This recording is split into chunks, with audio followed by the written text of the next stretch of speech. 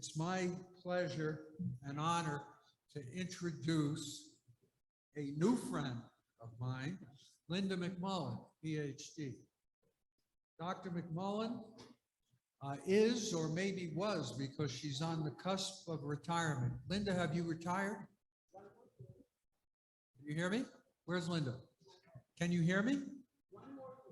One more year. So okay, I thought she was retiring this year. But in any event, Linda is the chair of the Department of Business and Accountancy at this college, LaGrange College.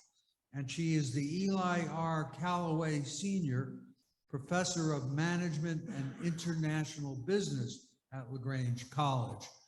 Now, in our conversation a couple of weeks ago, or maybe it was a month, she described how Dr. Richard Ingram pestered her continually to get her to take up the cause of Lafayette.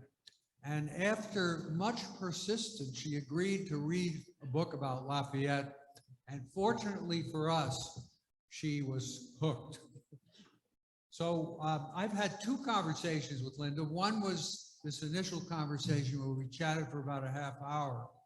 And the second one was after I had invited her to join what we now call our Human Rights Committee, Farewell to our Human Rights Committee. And she was great. She really put me down in a very nice way. After I was so glib about something, and I really appreciate it. And she's a great addition to the committee. Are you a member of the AFL, Linda? She's a member of the AFL now, and she's a force, another HCW, hard-charging woman. And she's going to talk to us about Lafayette and abolition. And so, Linda, if you're ready, please join me at the podium. Let's give her a hand.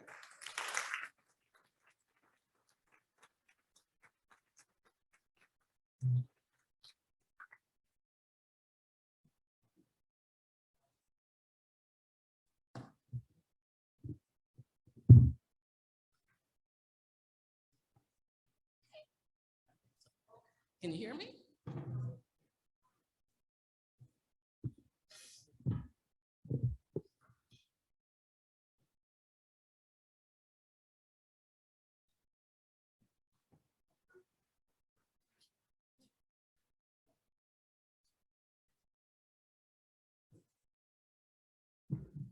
Thank you. Good to see everybody. Thank you for giving me the chance to talk to you for just a few minutes about Lafayette. I am not yet a scholar, but I am a student of Lafayette, anxious to learn more, actively engaged in finding about all the good things that he did in the ways that he impacted our lives. I have been asked to talk about Lafayette and abolition. The working title that I'm using is A Commitment to Freedom for All Men, because as I read, that's how it came to me, commitment to freedom.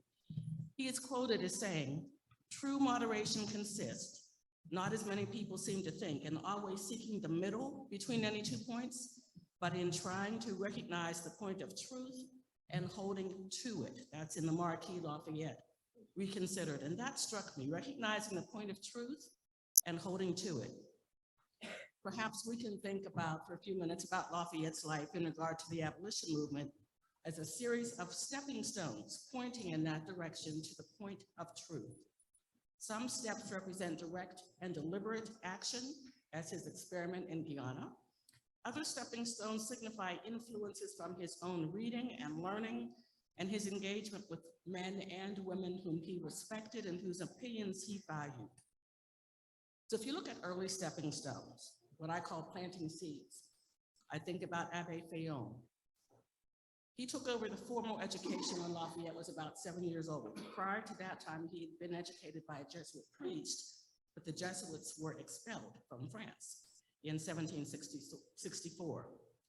Fayon taught him math, Latin, proper French, history, philosophy, all the things that he should know. And the two were close, but he held that views espoused by Voltaire were blasphemous, and he believed that Black people were an inferior race, so slavery was acceptable. Decades later, Lafayette wrote that his tutor was full of prejudices and lacking in those qualities which a man who was destined to live the great world should have. Now, as a child, he would not have articulated that. But we're planting seeds in terms of the differences in their values. And Fayon, on his part, thought that Lafayette was lacking in prudence and devoid of principles. It would not take long to prove that assertion wrong. So, education, early stepping stone. And then the next level I see is when he was a teenager, a young man coming into his own. I want to give you 3 quick examples about that. First was his inquiry into the Freemasons, whose motto was liberty, equality, fraternity. He was introduced to the organization by Duke de Broglie. He was a Grand Master, and he asked him to sponsor his membership. Now, various sources offer different dates, different places for his induction. Some suggest Valley Forge, others other places. Most sources indicate that he was initiated into the Parisian Lodge in December 1775. But regardless of where his induction took place, he was asserting his belief in the ideals that Freemasons espoused. So that's another stepping stone. He also read about Abbe Guillaume Reynal, a Jesuit priest who had renounced the priesthood. He'd written a book, actually by the time he finished, he'd written 6 volumes of a book that no one paid much attention to until the church and the king banned the book. But Lafayette had read it, and he knew that Reynal opposed slavery and that he had joined the Freemasons despite the Catholic Church banning Catholics from engaging in Masonic activities. And then finally, he knew Benjamin Franklin, who was a Freemason and an abolitionist. Franklin used to own enslaved people to support his printing business in Philadelphia, but he had emancipated them. It's interesting to me that when the Declaration of Independence was signed, and those words, "we hold these truths to be self-evident," were included, Franklin was the only signer who had freed the men whom he had previously enslaved. So again, these are people that he came in contact with that helped him develop into a full person with the values that he later was so passionate about. The third round, or third series of stepping stones, would be his service in America during the Revolutionary War. So this young man set on a course from Spain to America. He didn't really like to sail. He was seasick. He landed north of where they had planned to land in what was then called Charlestown, but Charleston. And it's here that he encountered the first enslaved person, an older man who says his back was covered in ropes. That man would likely have been one of the slaves in the household of Benjamin Huger, with whom he stayed for a while when they first arrived in America. Huger was a major in the South Carolina militia. Did he receive a slave from Huger or from another family? Perhaps. Sources say that there was a, quote, Negro on horseback at the end of the procession as Lafayette traveled to Philadelphia, perhaps purchased by his aide-de-camp Edmund Bryce. Certainly he was a teenager, Lafayette was 19, who in some respects was very optimistic and examined the population of the colonies with a non-critical eye. He wrote to Adrienne that there was no difference between rich and poor in terms of how people were treated. He could not have been thinking about the enslaved populations when he wrote that letter. Of course, he did not have an adequate understanding of the majority population either, because there were differences even in the colonies between rich and poor, those who had and those who did not. But it was a very different type of distinction from what he would have been accustomed to in France. In his letter to Adrienne, he wrote that he worked for no self-interest, and working for my glory, I work for their happiness. She, by which he means America, is going to become the deserving and sure refuge of virtue, of honesty, of tolerance, of equality, and of a tranquil liberty. In Kramer's book, Lafayette in Two Worlds, he notes that Silas Deane used the word disinterested when writing about Lafayette. And by that, he meant that he was attracted and propelled forward by the cause for which they were fighting, and not for any selfish reasons. And that really affirms Lafayette's statement in his letter related to no self-interest. It was personal for him, but it was not for personal glory. And you know, of course, that when he met George Washington, he learned that Washington was a master mason. And I want us to think for a minute, Washington had his valet and body servant who was an enslaved person, William Lee. He was with him at the camp during the war. There's no evidence at this point that there was any acknowledgement of the conflict between the values of the Masons and the actions of General Washington. But again, think of stepping stones. And Lafayette was rightly fully focused on his duty to serve Washington and help the cause. In one of the few less optimistic letters that he wrote to his wife, he said he was undertaking a terrifying task because of the tremendous responsibility that was upon him to succeed in helping America secure her freedom. But he did observe something that I think became a part of him, another stepping stone, as the conflict continued, and that's the Battle of Newport. The 1st Rhode Island Regiment was commanded by Colonel Christopher Green. Now, the entire regiment was not Black. It was composed of whites, Black, and Native Americans. But the unit that Lafayette observed on that day was an all-Black unit.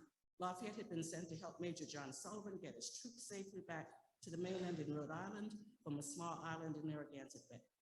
Lafayette noted of the soldiers, the lines were never broken, their skill was evident, they fought as a unit, and no soldier in that unit was injured. This was the first time that Lafayette had seen Black men fight. Prior to this, he would only have seen them as enslaved persons in households, kitchens, and fields. It's another stepping stone. I'm sure most of you already know this, but just in case you don't, the Rhode Island Slave Enlistment Act of 1778 stipulated that any enslaved person accepted to the 1st Rhode Island Regiment must be immediately discharged from the service of his master or mistress and be absolutely free. Washington's army had been struggling for a lot of reasons: disease, desertion, people just failing to enlist. And so each state was given a quota to make sure that they had their fill of people in the militia. For Rhode Island, they fulfilled the quota through the Slave Enlistment Act. Now, even though the people who lost their slaves because of this were promised $400 for them, they still tried to discourage slaves from going, saying that you'll be at the front of the lines, you'll be in the most danger, you're gonna get sold to the West Indies. But over 100 people enlisted to help the cause in America. Okay, so let's look at the next stepping stone, which I call concrete action. Because before that, he had been learning, he had been observing, he had been thinking, but now he writes a letter to Washington. And you were probably familiar with this letter. It's recorded in the William and Mary Quarterly, among other places, and in the book co-edited by Olga Dole and Diane Shaw, called A True Friend of the Cause. And what he says is, permit me to propose a plan to you which might greatly be beneficial to the Black part of mankind. Let us unite in purchasing a small estate where we may try the experiment to free the Negroes and use them only as tenants. Such an example of yours might render it a general practice, and if we succeed in America, I will cheerfully devote a part of my time to render the method fashionable in the West Indies. If it be a wild scheme, I had rather be mad in that way than to be thought wise on the other tact. Now, how bold is that? Says we need to do this, right? Washington's response, which is also very interesting, in part says, this suggestion is evidence of the benevolence of your heart. Let's defer it until we can speak in person. Okay, as we know, nothing actually came of those conversations on Washington's part, but Lafayette went ahead. Some writers have suggested that Washington really would not have responded so gently to anybody else, but he considered Lafayette family. So he regarded him differently than most other persons. With someone else, he might not have entertained the idea at all. In fact, he would have been hard-pressed to openly support that plan because he owned slaves himself. And according to historian Francois Furstenberg, he was still purchasing slaves as late as 1786. Now, an interesting aside, Washington owned volumes and volumes about slavery and the slave trade, and most of them were written by abolitionists, but a number of them had never been opened. One that was delivered in person, written by Granville Sharp, called The Law of Retribution, was still in its original wrapping about 15 years ago when they were going through Washington's documents. So it's not used.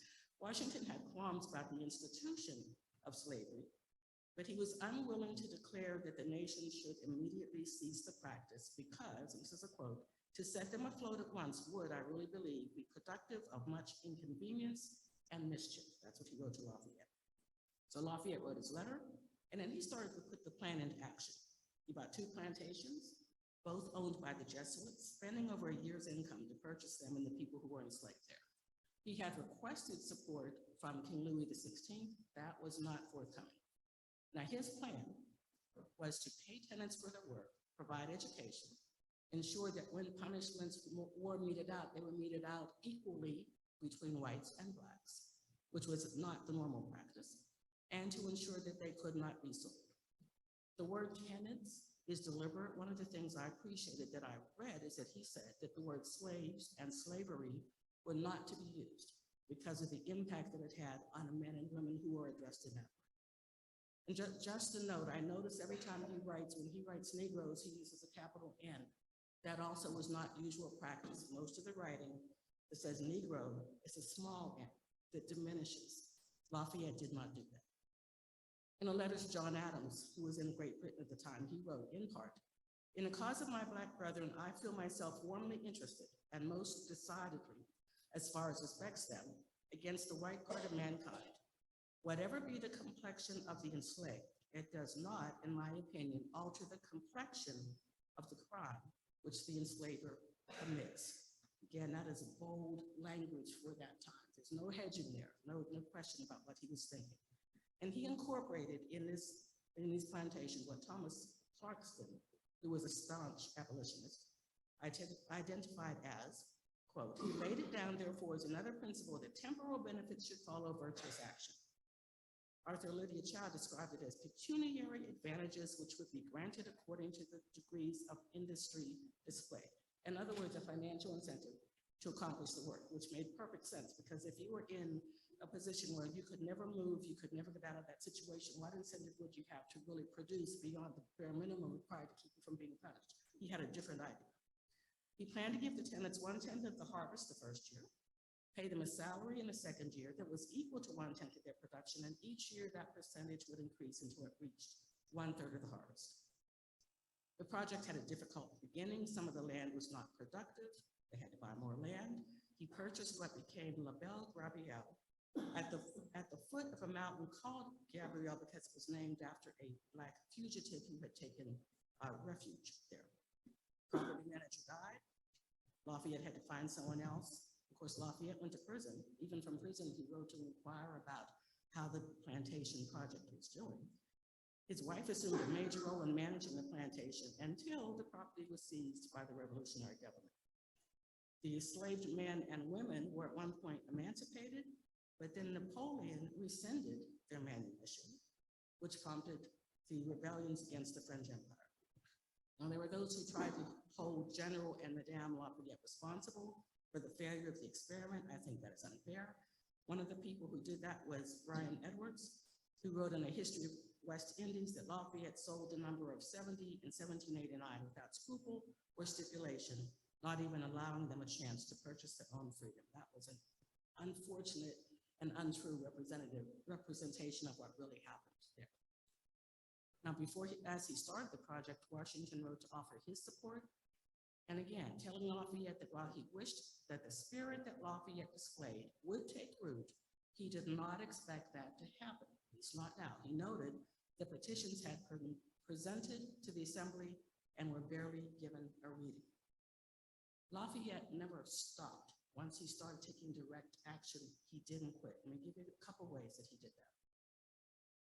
He was a member of the Society of Friends of the Blacks in France, which was modeled primarily on the British Committee for the Abolition of the Slave Trade, although it was also influenced by the Quakers in Pennsylvania.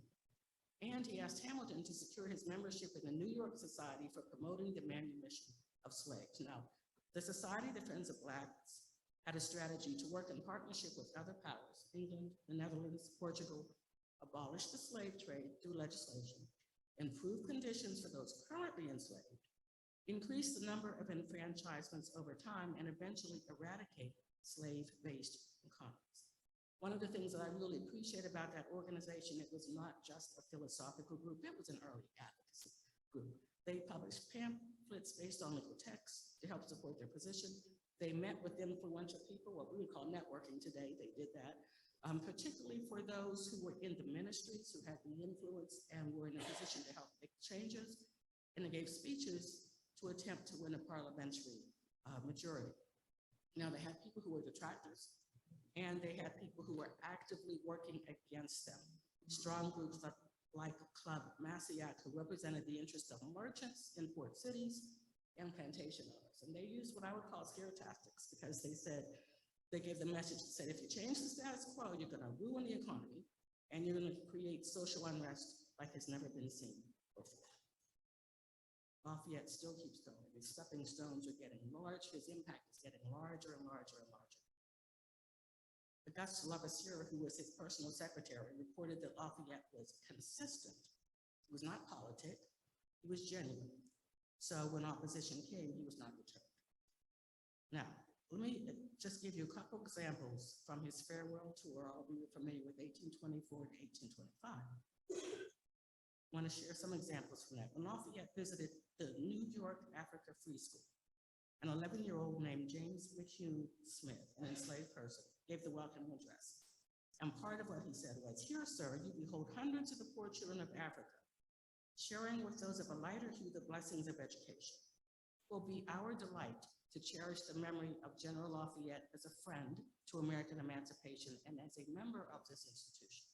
Now, Smith was emancipated in 1827 when the laws changed in New York. He studied Greek and Latin. He wanted to attend Columbia College, but they would not accept him because of his race. So he went to Scotland and he earned his BA, his MA, and his MD at the University of Glasgow, Scotland, became a member of the Glasgow Emancipation Society, and when he returned to America, he became a leading abolitionist himself with an interracial medical practice way back then. His story matters for many reasons, but I think particularly because his inspiration was not the founding fathers, it was Lafayette. One more example, Lewis Hayden, a young enslaved teenager. You've seen pictures of this probably in Lexington, Kentucky. He described watching Lafayette in a horse-drawn carriage, and Lafayette is bowing to people as he passes. Hayden said, "When he passed me, he bowed to the fence I was on. I looked around and saw no one else on the fence. And what did I do but roll right down on the ground, frightened almost to death?" Lafayette was the most famous man I had ever heard of, and you can imagine how I felt, a slave boy, to be favored with his recognition. I date my hatred of slavery from that day, and I will tell you that I allowed no moving thing on the face of the earth to stand between me and my freedom. Hayden became an abolitionist, head of the Boston's Vigilante Association to protect fugitives from being taken back by slave catchers, and he was that state's first Black senator. I share these two stories as examples of Lafayette's impact, not just on the grand scale that we always read about, but on individual people. What he modeled was so valued and so needed that he changed individual lives. While he was welcome everywhere on his farewell tour, African Americans and Native Americans were forbidden to attend the festivities. So Lafayette went to them. Arthur Jason Lanes reports that he visited with a slave in Savannah, whom he had known from the Revolutionary War. He visited cabins of some of the enslaved in Virginia and held long conversations with them, acknowledging the service of African Americans during the War of 1812. Meeting with a group of them, shaking their hands and thanking them for, quote, African blood shed with honor in our ranks for the cause of the United States. Remember James Armstead Lafayette? He had been emancipated in 1787. He had actually petitioned for his freedom in 1784 in Virginia, and it was not granted.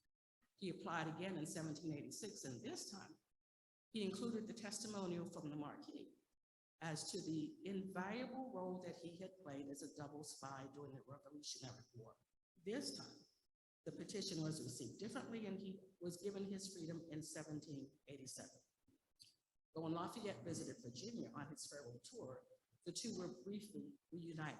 It might not have happened had not the Richmond Complier written that James Armstead Lafayette was, quote, too poor to equip himself for the occasion without some aid. He had a farm and he had some animals, but he didn't, and he had actually had 2 or 3 slaves himself at one point, but he didn't have any.